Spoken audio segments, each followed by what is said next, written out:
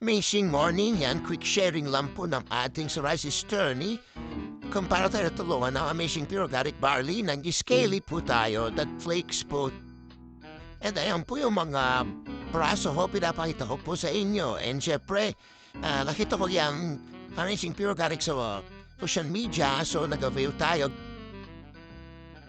Dapat user ka ng iyong produkto para malaman mo kung ano ang effect sa katawan mo. Siyempre, gumagamit din tayo ng iba-ibang produkto. Yan gamit din po ng anak ko. And araw-araw po natin iniinom yung pure organic barley.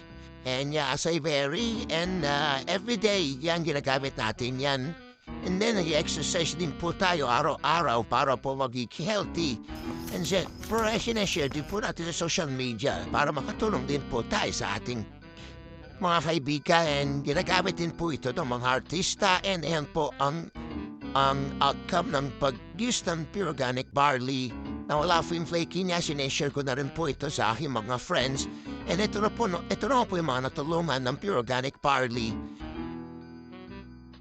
Please keep on sharing our product, no? So, ingat din po sa mga fake.